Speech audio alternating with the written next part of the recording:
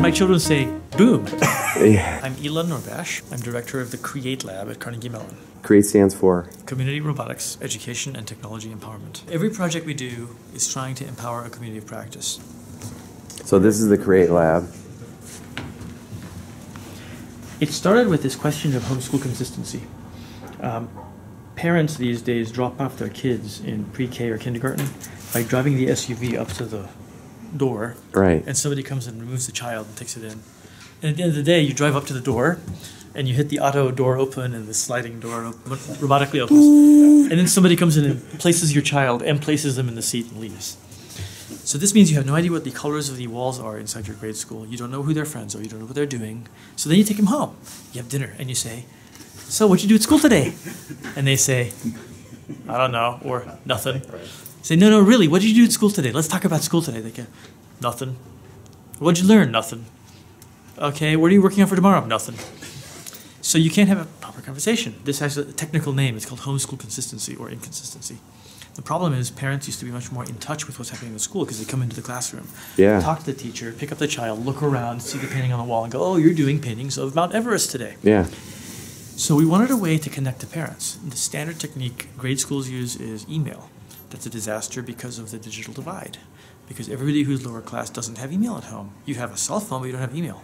So sending email to these people is kind of ridiculous. It serves precisely the people that didn't need it as much as everybody else. So we made a device, tested it out of wood. Could there be a technology solution for this? That's an excellent idea.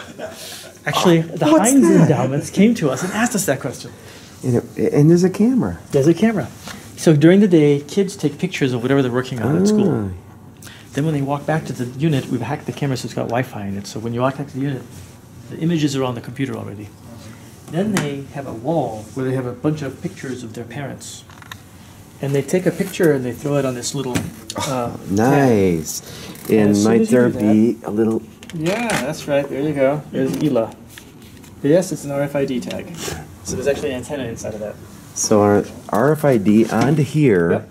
Then they talk and they say, hey, Daddy, I'm making this crazy volcano and it erupted and I'm completely wet now. And then they hit send. And the message gets MMS encoded as a picture and an audio text file, and it goes to your smartphone. And the beauty of this is everybody has a smartphone, so it's a really good way to push the messages out to the parents. They listen to the smartphone and they can hear their child talking. And the parents download an app. No, it just works. It just comes by email. Works. So if you can get an email. As my children say, boom. Yeah. So what's cool is it's not even an email. It's not even an email. It's just like a text message. It's called an MMS.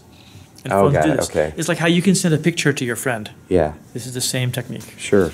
So that worked so well that we made a really good-looking polycarbonate message from me mount that is all out in the Head Start programs around this area. And that worked so well that we had to scale it up. So now we have an iPad app, and we have it literally in hundreds of classrooms around this area.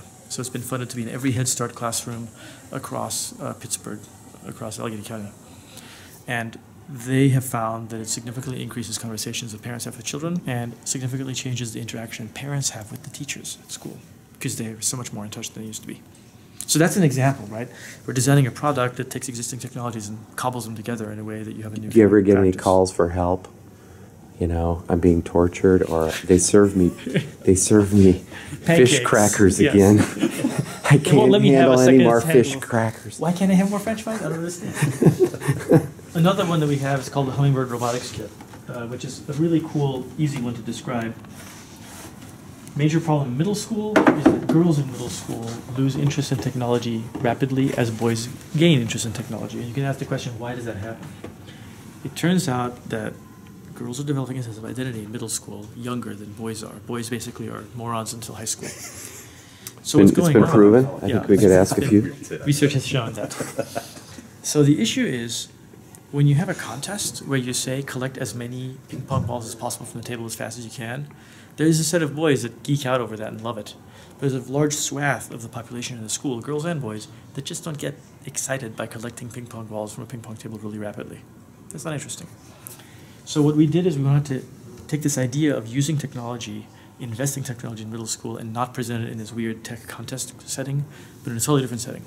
So we picked, we made a kit that comes with servo motors and all sorts of parts, all sorts of sensors, and a really nice board that allows you to make any robot you want out of craft materials. Is it like an Arduino or? It is. It, in fact, is an Arduino. But you put Hummingbird on it. Yes. Because it's open source. Yes. And then what happens is you plug in the wires from the motors that you've attached to your creature, like pharaonic. Got it. It's a pharaoh. And then this connects to your computer, and then middle schoolers can very easily choreograph their robot to do anything they want. It can dance, sing, move, light up, whatever you want. So then we created a professional development process for this with local schools of education, so that we go to poetry teachers, anatomy teachers, history teachers, and PE teachers, and teach them how to use this in poetry class. So the way it goes is you read a poem, the teacher says, okay, now build a sculpture that represents the poem to you. Nice. Now the kids go, oh, I have to read the poem again. I actually have to understand the poem. So they read it 20 more times and try to figure out what in heavens it's supposed to do. And then they make a sculpture, a robotic sculpture that represents the poem. Teacher loves it because they have to become intimate with the poem. And the kids love it because they're crossing boundaries. They're doing technology as an expressive raw material tool in a non-technology class. That has a major National Science Foundation grant behind it, because now we're designing professional development that helps teachers see talent in every child. When you do this, you, as a child, are able to demonstrate aesthetic talent, computational talent, and communicative talent. So people are going to ask, can I get one of those? Yes. Is it on the market? Yes. Everything I'm showing you is completely on the market. Message from me is available. You can Google it. This is called the Hummingbird Robot Kit, and there's the How much is a Hummingbird? Hummingbird is this is about $100, And it allows a team of kids in a classroom to build any robots they want. when did it come out? It came out 2 years ago. And the message from me? It's an iPad app. It's free, but you have to contact us, and then we send you a price sheet on the professional development side, because the app is free, but we have to train your teachers on how to use it. One that we do directly with the Fred Rogers Center called Children's Innovation Project. This is also available at that web link. So what's interesting here is the idea that what we need in kindergarten class is to treat technology the same way we treat crayons. It should be raw material, and every teacher should intuitively know how to take technology. Oh, you want to make something, do you? Why not? I don't know. I guess you must be a learner. I know there's batteries. Here you go. Well, I'm going to do it for you. I think... Oh, you're just throwing battery ideas stuff? We can send you back to grade school if you want. Here. Let's not... there we go. All right, you going to do it? Here, I'll hold it. We got a situation. Is that one off? Wow. You got nothing. Maybe batteries are dead. Maybe. Yeah. Here's the next thing I usually do. Yeah, let's bypass the switch. Bypass the wires. Bypass everything. Yeah, so it works. The idea is, can you stop thinking of technology as something that you use as prescribed, and instead think of it as raw material with which kids can be completely expressive? Of course. And explore in an open-ended manner. But to do that, you can't start with these kits that can only click together in just the right way. You need things on which you can make mistakes, on which you can experiment. As we just demonstrated. As we did. And yes, you can short this, and the fuses are designed so nothing blows up, nothing burns. So these are interesting kits because they're made from sustainable lumber, derived from a local sustainable lumber yard. It's made in Pittsburgh with local labor that gets full wages and benefits. It's tumbled with local beeswax, so it can't give you splitters. And it costs $4,000. But if we made it in China, it'd be only $20. It's actually affordable in spite of all of that. So you're doing good in the community as well.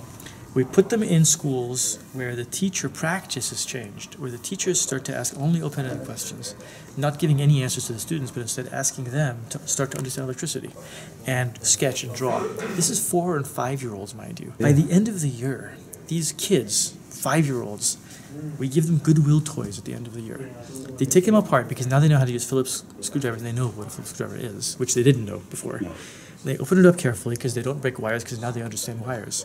And they'll say things to you like, oh, there's a potentiometer, and there are 2 LEDs, and there's the integrated circuit. They talk that way, 5-year-olds. And then they take the alligator clips and they wire into that toy, and then they wire into these on the outside and they make a new toy using components from both sides. And the parents come and are blown away by the degree to which their children have learned to learn. They've learned to be curious. I get phone calls from parents, no kidding, that say, my daughter says there's a resistor in my toaster. Is that okay? And then I explain, yeah, that's actually correct. She's guessing how your toaster works, and she got it right. So it's about teacher practice. It's about teacher innovation. But it's about totally changing the speed with which you learn, doing direct observational skill development in line with exploring technology, and decomposing technology to the very essential bits and pieces. And what happens to the kid as compared to an iPad is you look at an iPad, there's no screws. You can't open it. You can't imagine how it works inside. But when you use this, you can start to imagine what's inside that shrink-wrapped white box that you can't possibly access. So this one's at the high school level. We flipped around a little bit. That message from me is pre-K and kindergarten. That's pre-K, kindergarten through third grade. This is middle school. And now we're... in high school, we have a couple of different projects that are also, very briefly, Finch is a programmable robot we use in high schools to teach programming. And this is actually selling extremely well right now. It's $99, and you drop it and it keeps working. It glows, so you can program it to glow whatever color you want. It measures temperature, light levels, distance. You can put it like this on the wall and then gesture with it and have it talk to you. Or you can put it down and dance, have it dance on the table. Programming teachers like it because it makes programming tangible. Instead of moving around circles and squares on the computer screen, you're making a physical object move. And so that connects for people, for kids, it connects in a systems sense. The idea that by programming a computer, I can affect the physical real world in a systems way. And the fact that it has sensors on it and actuators makes you really think deeply about the idea of measuring and sensing the world and how your sensors can be inaccurate. So this has worked out to be an extremely effective tool for education in CS1 and CS0 classes. Hear Me, completely different program we have, asks the question, can we boost the voice of children using technology to make media makers out of children? So we go into schools around campaigns. We are doing one on the superintendent search right now in Pittsburgh. The children are taught how to do rhetorically compelling story making, narrative creation. So how do you become a really, really good rhetorically compelling person who can make an argument and convince somebody of your advocacy position? Then they're taught how to record their voice and create these powerful narratives. We've done them over school funding, where we have children throughout central Pennsylvania talking about how there's not even enough physics textbooks for one classroom. And there's 5 classrooms of physics. So they're sharing textbooks. Nobody can take them home at night. And you guys are talking about giving us iPads? We don't have enough money for the textbooks in the classroom. And we've got kids talking about school nutrition, about immigrants and how immigrants are treated in the school system, about youth-police relations. We did a major campaign over the last year and a half on that, actually predating what happened in St. Louis. So in each of these cases, the kids record their voice. We make an online archive of that. But then we design and build these cans that go around town. We put them in restaurants and cafes all over. We even have them in Harrisburg at the legislature, and before they vote on school funding issues, the senators have to listen to them. Really? So it's a tin can made in Pittsburgh. And the tin can is a child's story. I really think that technology is helpful overall because it packs all these different devices and all these different things that we use in even our everyday life. What children like is that the fact that it's a tangible device. It's a single story occupant in a place on a wall. It's something they can be proud of, and it's a way for them to invert the power relationship you usually have with adults, which is adults talk and they're supposed to listen. And here you invert it and say, no, you have something to say. Adults need to hear this before they make decisions about civic funding and such. So create so much boosting of their voice that parents and adults actually listen to their voice. And where did these ideas come from? All these ideas come Different out places. of the Create Lab. So are they master's projects or? No, they all have come out of either discussions with foundations, just brainstorming what's the way we can make the world better, or, this is an interesting example, we bring in artists in residence and teachers in residence into the Create Lab. And the artist in residence and the teacher in residence one year were 2 people who started that project together. Yeah, the question was, what do we do in a kindergarten class to show children what it means to be truly innovative? What does it mean to be innovative? They decided that innovation means, and they came up with their own definition, which was to find something new in something known. And then they decided, well, how do we help children find something new in something known? Let's cut technology down to its most essential pieces and teach them to find, to observe, to be curious, to have that kind of Aristotelian sense of wonder, rather than being robots who are doing the 53 things that you're supposed to do step by step in education. So this is another example of finding something, measuring something hidden because it changes the relationship to the world. A lot of kids have a sibling who has asthma, and you don't know what makes your sibling cough. You don't know what makes you cough, because air quality is invisible. You can't see it. So over 4 years, we've invented a device that actually shows you air quality values. So it measures the air quality, shows it on the screen, and that is game-changing because for schools, you can now do air quality explorations. You can teach people the biology of air quality, the physics and chemistry of it, but then the kids can actually take these and become air explorers and measure the air quality in their neighborhood. A group in Salt Lake City do an incredible experiment with this. They took these, put them in the classrooms facing the drive where parents drop off and pick up the kids. And they counted how many cars are idling. And they made a little table of that.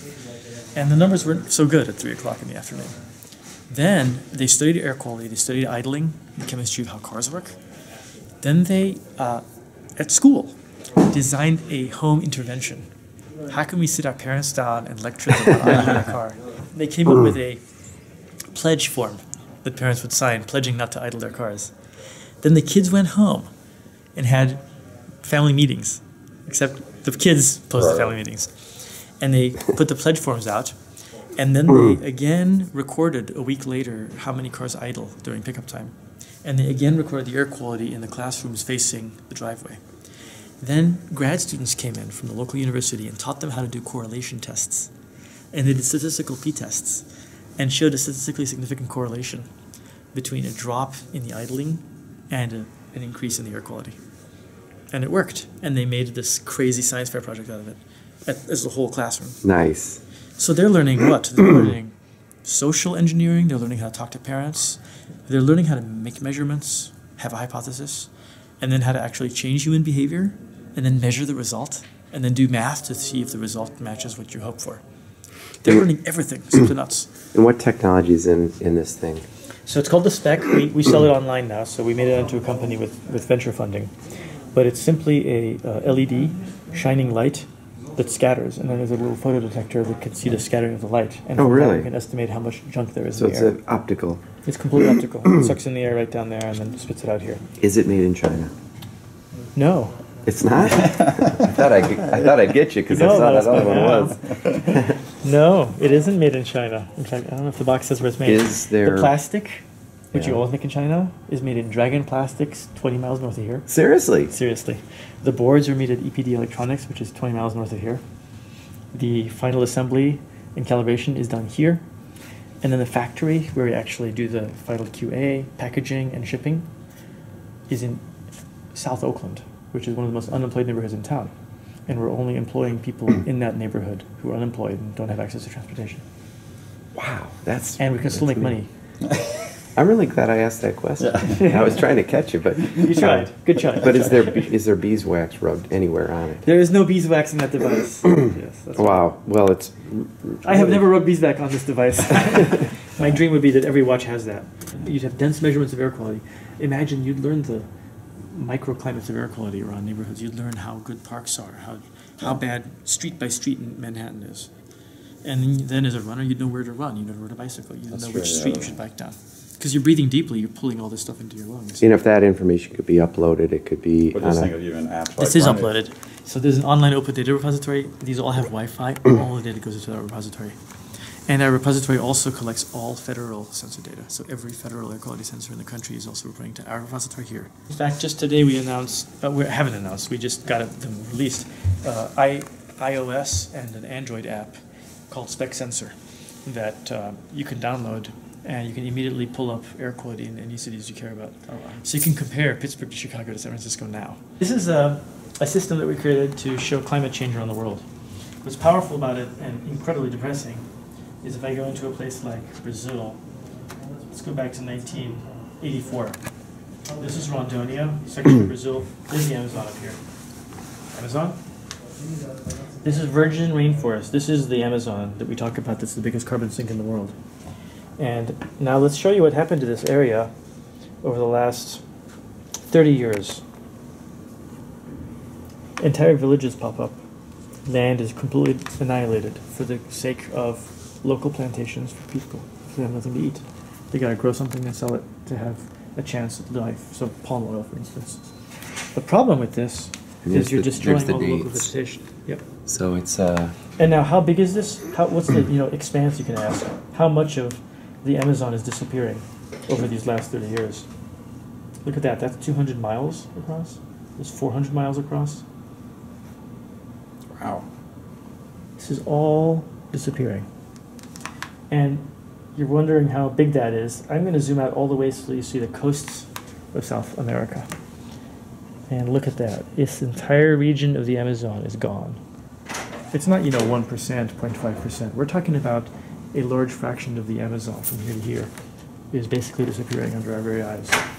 and that is from 1995 to 1984 to now. 84 to 2015. And then we can create a map of protected areas, and you can start to see how national forest plans work wonders. Look at that. These national forests are exactly stopping the deforestation. It matters. Creating a preserve really matters. The people who live on this land, the indigenous folks, have all moved along the southern border now. They all live along the southern edge. You can also see it sounds like there's a little hole here. A little hole. No, but over here you can see the hole. It will fill in this gap. This isn't protected. It's unbelievable. And look at those little intrusions. So the indigenous folks who live here are all living along the south, trying desperately to stop the intrusions. So the stories we tell with this, we take to Davos and Dalian and show to world leaders to get them to understand the degree to which policy making actually matters. Here's a fun one. Last time we were in Las Vegas. So Las Vegas is incredible in terms of how much it's grown in 30 years. Check this out. Here's Las Vegas. That was 30 years ago. This is all new, and it's all green. And that's a huge amount of water use. I was going to say there's no water. It's a desert. This is a desert. Right. So then you wonder, where's the water coming from? Well, I'll show you where the water's coming from. Oh, you can see it's shrinking. This is Lake Mead, Hoover Dam. Check out what's happening to Lake Mead. That port, the boat port, they had to move it because it disappeared. Oh boy. That's how much water is gone from Lake Mead. And I can show you that around the world. And it's remarkably depressing stuff. Yeah, I was feeling all happy about that stuff, and now I'm getting all kind of sad. Yeah, check this out. Yeah. Lake Urumia in Iran, huge lake, it's gone. It existed, and now it's gone. And what's interesting is, as it went, people started greening down here. That's part of why it went. But as it's gone away now, the salination is so high now that that's all dying. And so now what they're doing is, you'll see they're making little dams up in the river valleys leading to it, which dries it out even further. Right. And those are the only reservoirs left now. So what's interesting about these kinds of explorable satellite images is you can start to see kind of global change at a fairly massive scale. And what is this called? Earth time-lapse. We're going to be taking this to Davos this year. Another really cool one to show you is fires at night. Let me show you this one. This is a satellite showing you every fire in the world. Quite beautiful. So what we do in the Create Lab in this case is we're making visualizations that weren't possible before in terms of hundreds of millions of points. But it's cool looking at all fires in the world because check out Africa. That's strip. These are brush fires, right? This is agricultural clearing. You're clearing your land to plant for the next season. And that makes sense.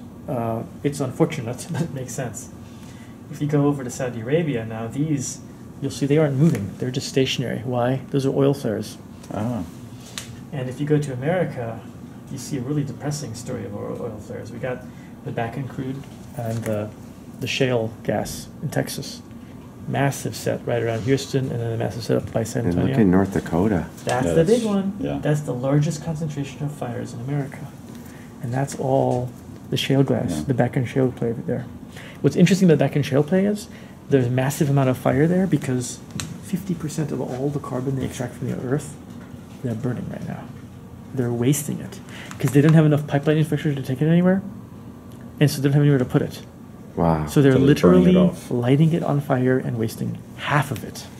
The other half gets to go to fuel oil and whatnot so that we can actually use it and then make carbon dioxide. But this whole bunch is turning into carbon dioxide without even doing any good for humanity. which is just remarkable. And so Fires at Night lets us tell stories like that and show you all the crazy fires around the world. Asia has beautiful motions there, seasonal motions of fires. And the time lapse here this is actually a video loop, it looks like. Yeah, it's a video loop through 2 years. So you can see seasonality. So you can see spring and fall happening. Every tool we make has to in some way empower a community practice, whether it's middle school teachers and students or preschool teachers or people who have siblings with asthma, or in this case, global decision makers. It looks like an amazing place to learn and to work and to actually make a difference. We try. Thank you for the tour. It's my pleasure. It's my pleasure. No, it just works. It just comes by email. Works.